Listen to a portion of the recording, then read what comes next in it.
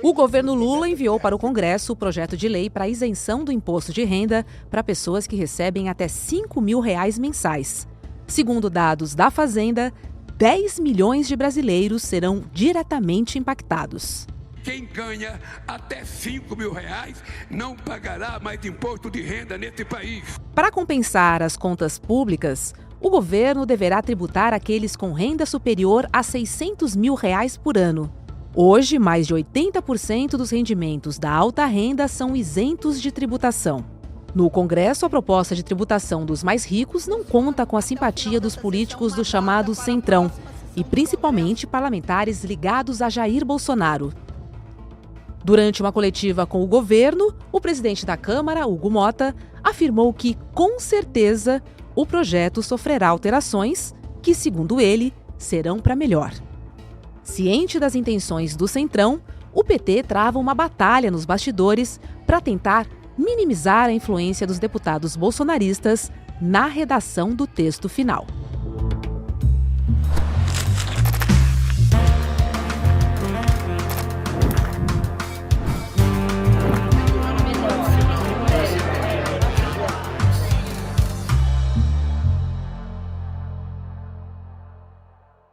Olá, seja muito bem-vindo, seja muito bem-vinda. Eu sou a Roberta Garcia e este é o videocast Em Detalhes. Aqui sempre com um convidado nós vamos mergulhar e analisar uma temática do nosso dia a dia.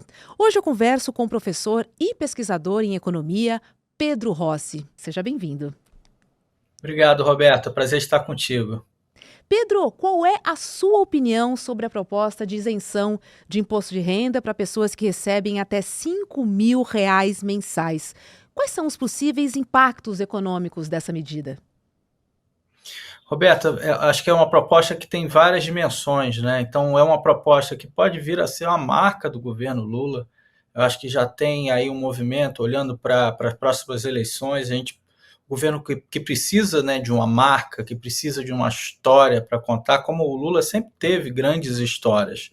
E eu acho que essa medida tem o potencial de mobilizar as pessoas, porque ela atinge um percentual grande da população e, evidentemente, traz benefícios ali para uma classe média, vamos dizer assim, de quem ganha entre R$ 2.000 e R$ 7.000, e que pode, enfim, comprar essa medida como algo importante no governo Lula.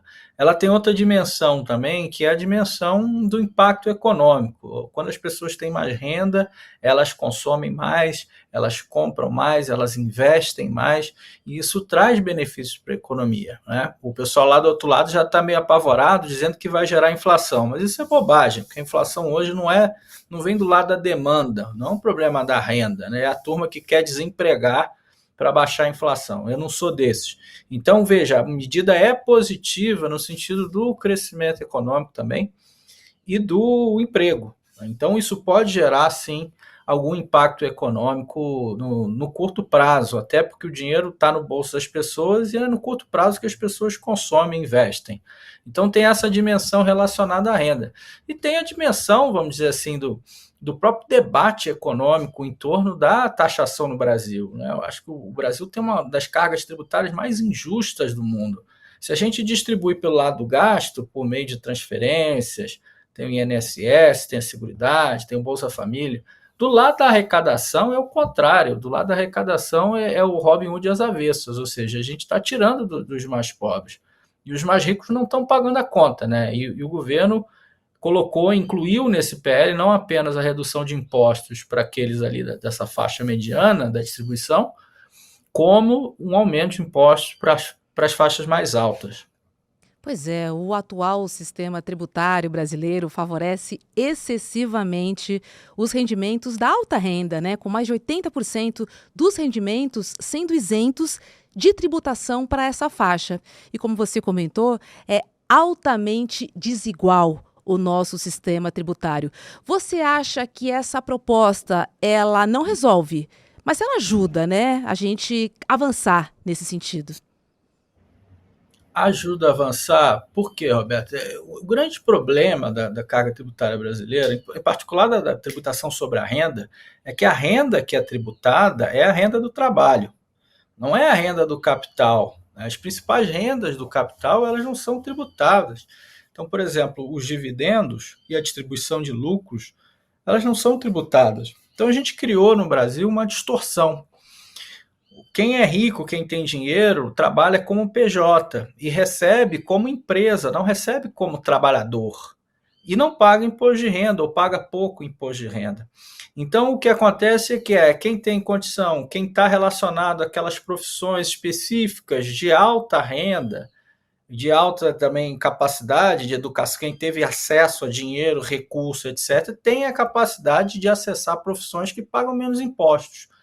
Enquanto isso, quem é CLT, quem tem carteira assinada, esse sim paga direitinho. Então, a gente tem a aberração no caso brasileiro, e veja como essa aberração aparece no próprio PL, que, como eu disse, avança, mas é um avanço muito pequeno. Veja, o que o PL está dizendo é que quem ganha acima de 50 mil reais por mês vai ter que começar a pagar. Quem ganha acima de 100 mil reais por mês vai ter que pagar um mínimo de 10% da sua renda. Veja, se eu ganho 100 mil reais de renda do trabalho, eu pago 27,5. Agora, se são 100 mil reais, que é renda do capital, lucros e dividendos, aí não, aí eu posso não pagar nada, inclusive. O que o governo quer é que pague no mínimo 10%. Só que o 27,5 está aí hoje, para uma faixa de quem ganha acima de 5 salários mínimos já entra nessa faixa de 27,5. Então, veja, há uma discussão a ser feita que é fundamental. Por que as pessoas ricas no Brasil pagam tão pouco imposto de renda? E eu acho que esse PL coloca isso em discussão. Nós vamos ver essa discussão no Congresso, porque ainda assim, ainda sendo algo tímido, ao meu ver, vai ter discussão no Congresso, vai ter gente querendo tirar esses impostos dos mais ricos, dizendo que isso vai acabar com a criatividade do mais rico, que vai desinibir o trabalho e a contribuição dessas pessoas para a sociedade, o que é uma bobajada, né? Então, acho que é também um PL que ajuda nesse debate que é tão fundamental para a economia brasileira. E Pedro, quantas pessoas serão beneficiadas com essa isenção até 5 mil reais, hein? Olha, o governo está falando de em torno de 10 milhões de pessoas, então é bastante gente. Tá? Uma parte dessas vai ser muito beneficiada, que estão ali na faixa que ganham próximo de 5 mil, que aí vão ser isentas. Então, enfim, o presidente Lula falou em quase que um 14º salário, é em torno disso, né? Uma pessoa que ganha ali quase 5 mil reais vai ter em torno de 4 mil reais extra por ano de economia. Isso é relevante, né, em termos de economia, em termos de consumo, em termos de circulação da renda. Então, potencialmente, essa medida ela pode ajudar o governo no sentido de construir um apoio numa classe média. Eu acho que existem outras medidas que podem ser também enfrentadas. A própria inflação de alimentos é outra questão fundamental que o governo tem que enfrentar. Ao meu ver, a escala 6x1 é uma excelente oportunidade para colocar em discussão as questões do mercado de trabalho, e a tributação já está em pauta agora com esse PL. Se a gente pensar, né, num Brasil onde a desigualdade econômica seja um pouquinho menor, onde você acha que a gente deveria mexer para ter, de fato, algo bem significativo nessa disparidade? Eu acho que a carga tributária, Roberto, que é o tema do nosso programa, ela pode ser revolucionária, porque nada mais é do que uma decisão da sociedade de onde a gente vai tirar o dinheiro para financiar o que a gente quer construir coletivamente. Isso é a política fiscal. O lado do gasto é o que a gente quer construir ou para quem que a gente quer transferir, se quer transferir do mais pobre do mais rico para o mais pobre, ou do mais novo para o mais velho. Isso é uma decisão social. Se a gente quiser, a gente transfere. Se não quiser, não transfere. Ou onde que quer investir, se a gente quer praças públicas, se a gente quer universidade, se a gente quer um SUS. São decisões sociais. Esse é o lado do gasto. E como a gente financia isso? Esse é o lado da arrecadação. Se a gente financia isso dos mais ricos, se a gente financia isso pelas atividades econômicas, etc. E o grande problema brasileiro é que, primeiro, a carga é muito concentrada em bens e serviços. Então, ela penaliza os mais pobres. Ou seja, se eu for ali no mercado comprar uma garrafa d'água, eu vou pagar de imposto nessa garrafa d'água o mesmo que uma pessoa pobre está pagando. E o mesmo que uma pessoa mais rica que eu está pagando. Então, relativamente, cada um paga um imposto diferente relativo à sua renda. Então, é muito melhor que o imposto esteja sobre a renda de cada um do que sobre as coisas e serviços que as pessoas estão consumindo.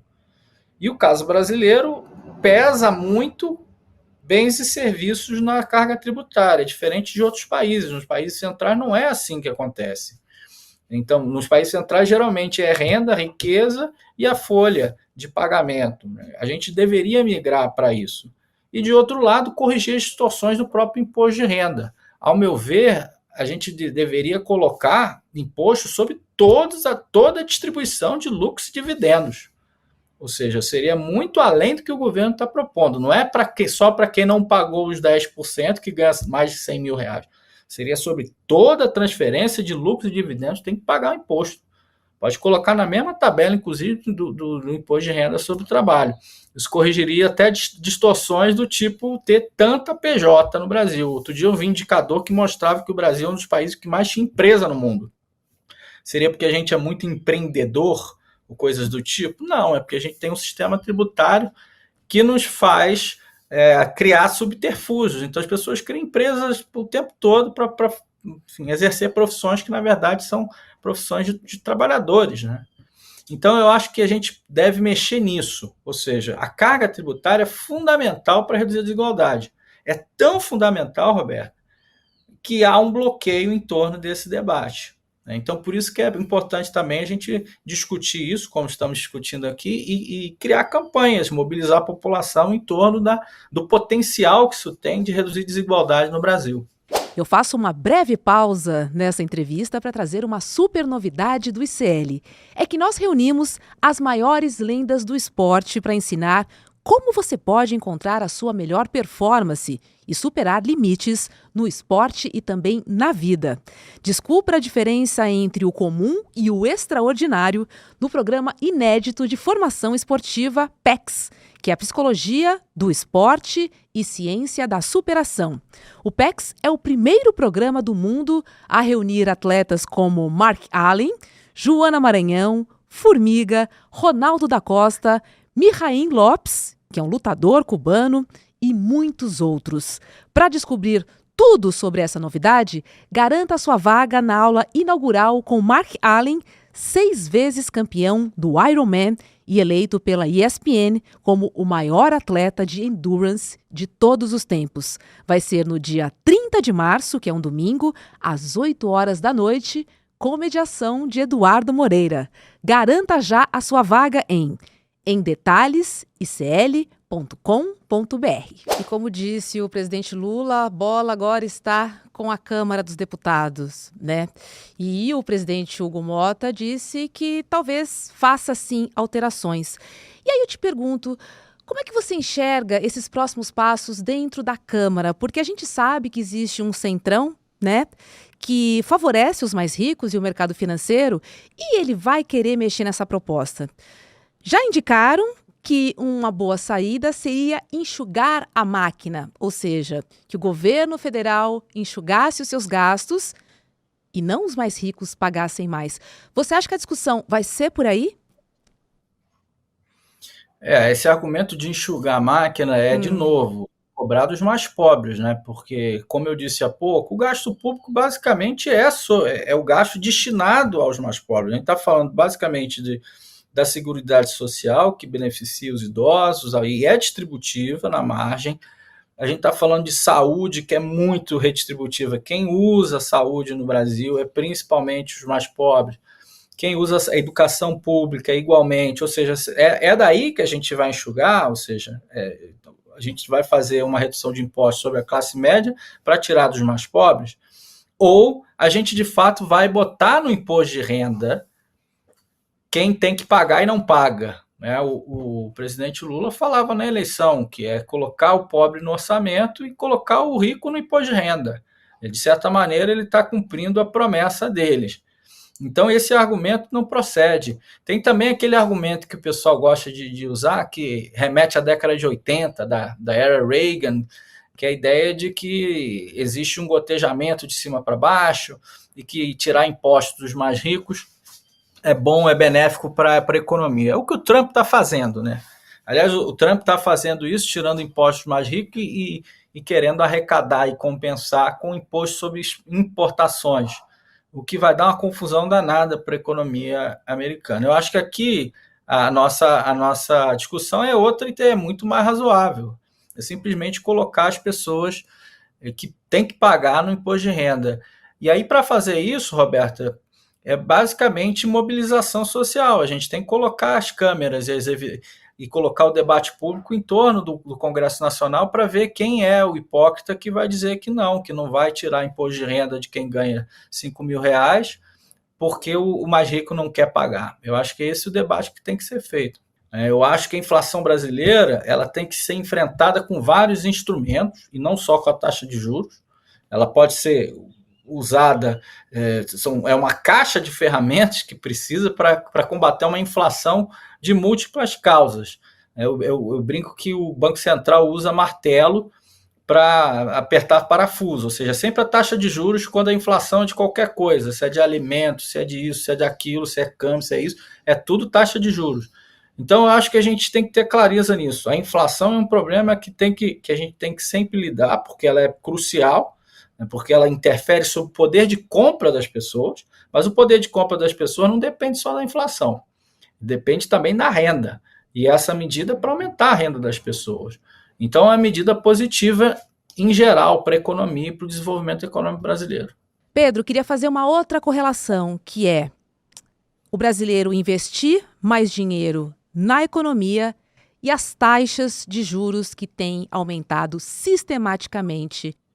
Essa é uma relação muito mencionada, né? A turma que defende aumento de juros diz que há um aumento de demanda na economia brasileira e que os juros têm que sempre responder esse aumento de demanda. Eu discordo veementemente disso. Eu acho que o Brasil pode crescer mais e isso não necessariamente vai pressionar a inflação. Eu acho que a inflação ela tem dependido menos da renda das pessoas, que tem crescido, mas não tem crescido tanto assim. E muito mais de choques de preço, é choque de câmbio, choque de alimento, é a crise climática fazendo efeito aqui, ali. Então, veja, são elementos relacionados aos custos. Então, esse argumento de que, olha, não é para dar renda para as pessoas porque isso vai gerar inflação, não é um argumento que a gente tem que considerar. Eu acho que a gente tem que pensar o desenvolvimento de uma maneira ampla, um desenvolvimento necessariamente distributivo, porque o Brasil é um país muito desigual. E não tem como a gente desenvolver sem se preocupar com essa desigualdade, sem se preocupar também com o meio ambiente.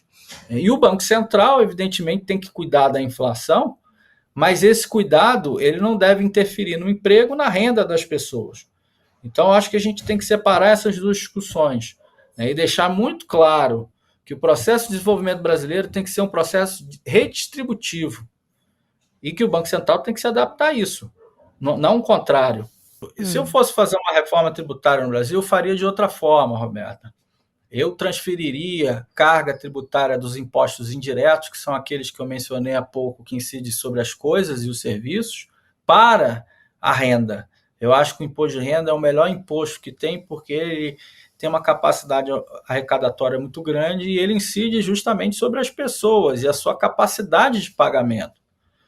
Então, eu faria uma reforma muito mais ampla e não necessariamente isentaria todas as... Ou seja, eu posso começar com taxas muito baixas para pessoas fazerem parte de um processo. Ou seja, eu entendo a carga tributária como algo que está fazendo a sociedade se beneficiar por serviços públicos, fazendo a sociedade melhor pelo balanceamento da renda entre os jovens, entre os velhos, entre os ricos e os pobres. Ou seja, eu estou tornando uma sociedade mais igual. É assim que acontece nos países mais desigualitários.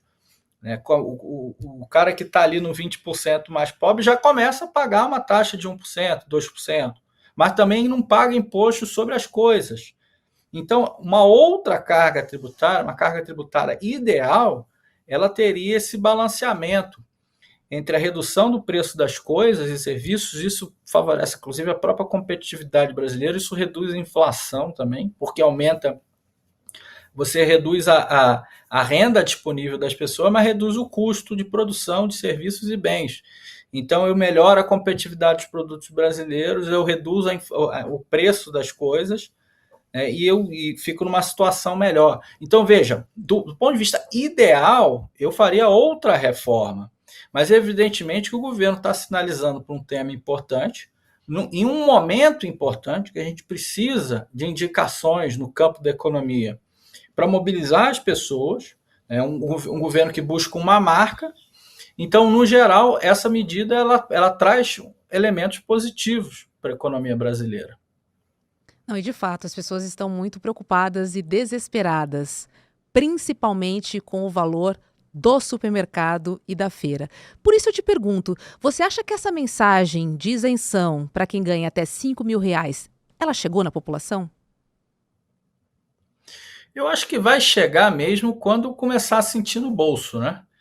E aí isso vai depender também como que as pessoas vão balancear isso com a perda de poder de compra em relação à inflação e o ganho de poder de compra em relação à isenção de impostos. Então, acho que tem esses elementos, e tem outros elementos que entram em cena, para o próprio mercado de trabalho, a forma como a renda cresce ou não. Então, essa medida ela pode ser eventualmente neutralizada se a economia der uma desacelerada grande. Então, é importante também não colocar todas as fichas nisso. A gente precisa, de fato, de uma economia que cresce, de mais investimento público, a gente precisa, de fato, de aumentos de salário, coisas do tipo. Eu acho que é uma limitação muito grande dada pelo arcabouço fiscal que limita o governo em alguns projetos específicos. Tanto que essa medida ela é uma medida possível dentro daquilo que está posto pelos limites do arcabouço fiscal. Mas ela não é, vamos dizer assim, uma bala de prata. Eu acho que é preciso pensar em outras medidas, é preciso desenvolver, ao meu ver, o governo precisa de um empurrão em termos de um debate mais duro com a extrema-direita. A extrema-direita está aí o tempo todo. Não é possível que a gente tenha que fazer um debate público olhando para o centro sistematicamente, quando, na verdade, a gente tem, do outro lado, as propostas mais absurdas e bizarras, quando, na verdade, a gente precisa colocar propostas ousadas na mesa. A gente precisa pensar um Brasil do futuro. A gente precisa pensar uma transformação ecológica, como o próprio governo propõe, mas para fazer uma transformação ecológica a gente precisa de recursos em larga escala, a gente precisa de um governo muito atuante. A gente precisa, sim, de dívida pública, inclusive, para fazer uma transformação que vai trazer benefícios de médio e longo prazo para o país. Então, projetos ousados, até mais ousados do que esse, precisam vir à mesa, ainda que isso provoque discussões, e essas discussões são bem-vindas, porque a população, inclusive, vai ver que o governo está brigando por um futuro diferente, né? Brigando para reduzir as desigualdades, brigando por melhorias de serviços públicos, melhorias da renda da população mais pobre.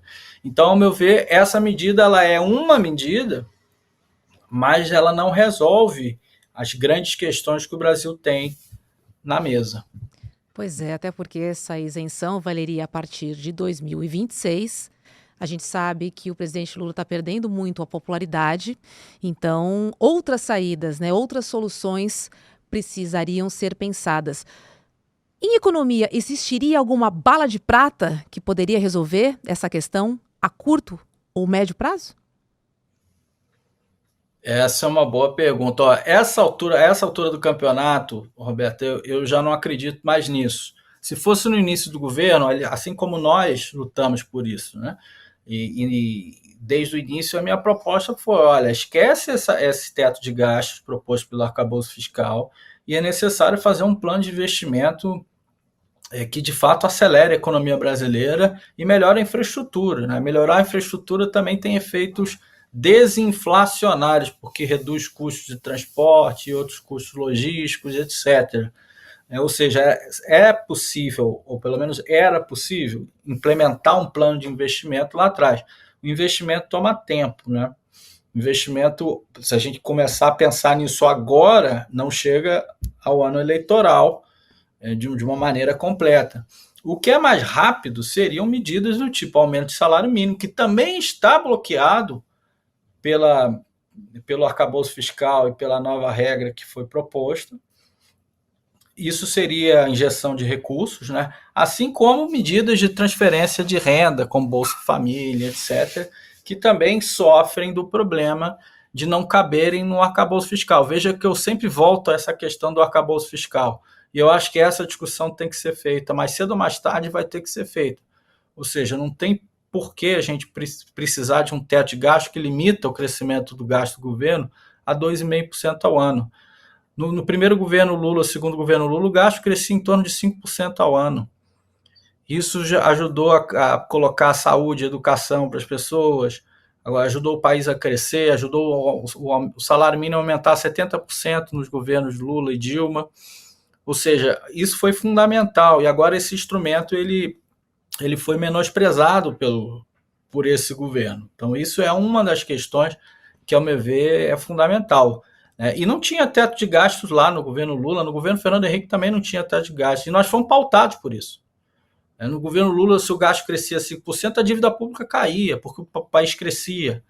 Então, mudar a mentalidade em torno da questão fiscal, pensar no crescimento e no desenvolvimento econômico é fundamental. É curioso que agora a dívida pública caiu. E aí fica todo mundo se perguntando, mas a dívida pública caiu e o governo está gastando, tem que cortar gasto. Não, a dívida pública caiu porque o PIB nominal subiu. Não tem nada a ver com o gasto público que foi economizado, absolutamente nada. A dinâmica da dívida, ela tem os seus próprios motivos que não são relacionados necessariamente ao gasto público. Então, a gente tem que parar com essa coisa de que tem que cortar gasto público. Isso é um argumento totalmente ideológico, ideologicamente orientado, de que a gente precisa sempre estar reformando o Estado brasileiro para cortar gasto público. Então, isso é uma discussão fundamental que precisa ser feita. Eu espero que seja feita por esse governo antes das eleições. Estamos de olho, Pedro, e torcendo aí, né, pelos preços no mercado e pela aprovação, né, dessa isenção para quem ganha até R$5.000 por mês. Pedro Rossi, obrigada pela aula. Volte mais aqui no Em Detalhes. Obrigado, Roberto. Um abraço. Olha, e o Em Detalhes de hoje fica por aqui. Para você que nos acompanha pelo YouTube, agora é hora de CL Mercado e Investimentos com Débora Maganha e Fábio Panunzio.